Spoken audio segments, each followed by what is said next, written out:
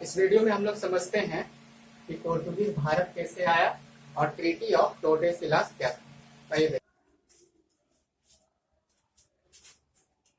तो मैप से समझते हैं इसको।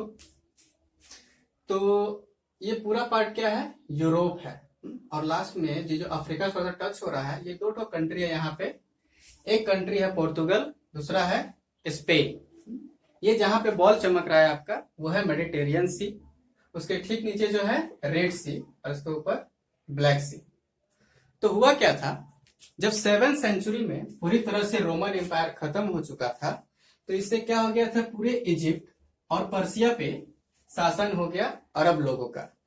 तो अरब लोगों का शासन होने के कारण जो भी व्यापार इंडिया से यूरोप के बीच में होता था, चाहे वो सिल्क का हो, स्टोन का हो या फिर स्पाइसेस का हो, जो भी व्यापार होता था उसको इसी रास्ते से होकर गुजरना होता था।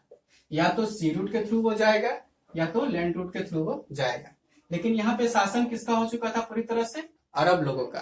तो जो भी सामान यहाँ से यूरोप पर जाएगा उस पर टैक्स देना होता था किसको, अरब लोगों को। अरब लोग यहाँ से बहुत सारा टैक्स वसूलते थे जो भी सामान यहाँ से यूरोप के पास जाता था। ठीक है, हम देखें कि पूरी तरह से मोनोपोली अरब का हो चुका था इस एरिया में।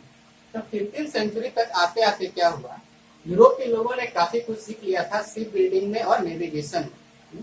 शिप बिल्डिंग यानी नाव बनाने में या फिर उसको नेविगेशन करने के लिए बहुत सारा चीज को सीख चुके थे। तो इससे क्या हुआ, यूरोप में एक ट्रेंड चल गया वॉयस करने का, एक्सप्लोर करने का, किधर, ईस्ट की तरफ। ये जो बॉल यहाँ पे जो चमक रहा है, यहाँ पे ठीक सामने क्या है, इटली है। और इटली में 2 पोर्ट था, एक था वेनिस, एक था जेनोवा। ये काफी छोटा पोर्ट था, जिस कारण से पूरे यूरोप ने किसको चुना था, पोर्तुगल और स्पेन को, इस सफर के लिए।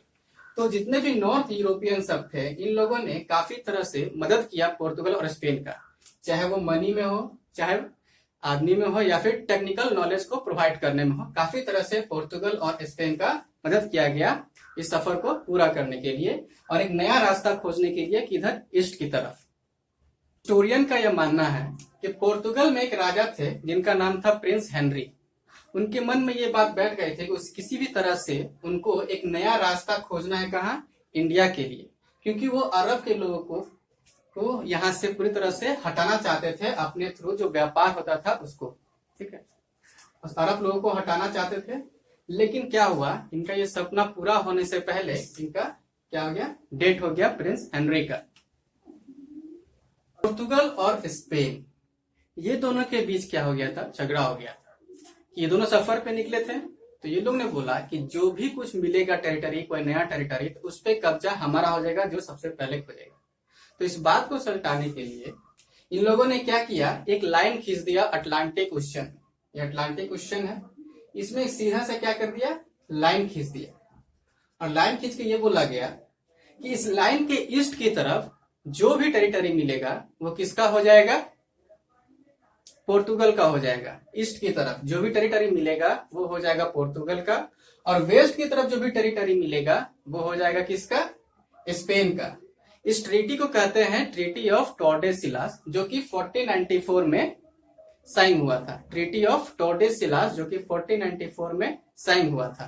तब 1497 में पोर्तुगीज जो है सबसे पहले अपना जहाज यहाँ से लेके निकलता है, और पूरे 11 महीने से कम वक्त में क्या होता है, वो इस पूरे रूट को सफर करते हुए कहाँ तक जाएगा, वो चला जाता है स्केप ऑफ गुड होप को क्रॉस करने के बाद वो चला जाता है कहाँ, ईस्ट तरफ, और इंडिया के केरला में वो लैंड करता है कालीकट के पास ठीक 1498 में, और उसका नाम रहता है Vasco D gamma. Thank you.